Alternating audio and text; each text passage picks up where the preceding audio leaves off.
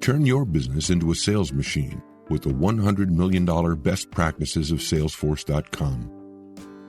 How can you plan the next 5 years for your business if you don't know how much financing you'll have? You might count up what you've made so far or guess how much your investors might contribute. Get a bit creative. But then you're stuck because there's no way to know how much you'll be making in the future. How can you plan anything if you have great results one month and no profit the next? That's why you need predictable revenue.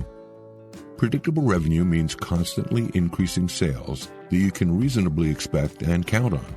With predictable revenue, you can plan far into the future for your company and rely on the security your competitors are groping to find.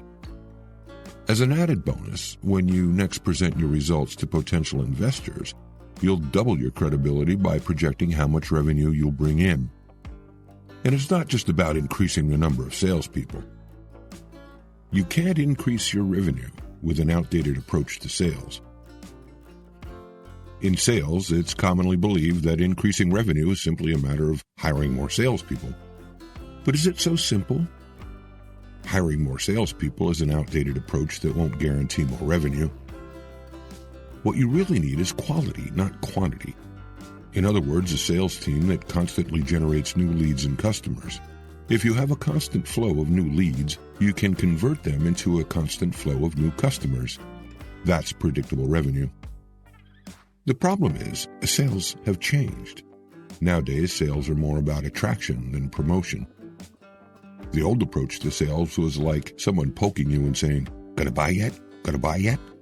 until you gave in, just to get that annoying person off your back. Older techniques relied on a lot of control and manipulation. What's more, salespeople didn't really care what happened after they closed the deal, nor if their new customers were happy. This simply won't cut it today. With the advent of the internet, customers can look your company up online, inform themselves more, and learn about your product's quality.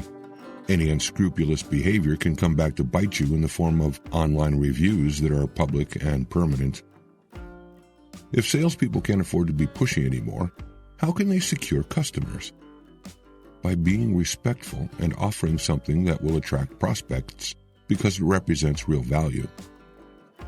If your revenue needs a boost, your company's sales technique should be the first thing you investigate.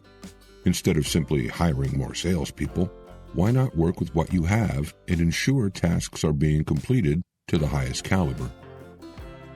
One way to do this is to split the tasks within the sales department.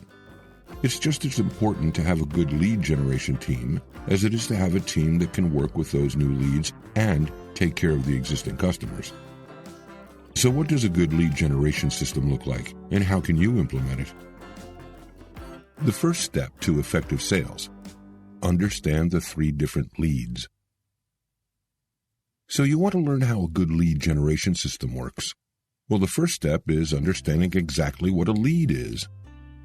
A lead is a sales prospect who is clearly interested in what you have to offer, either because they attended a seminar, downloaded a white paper, or informed themselves in some other way.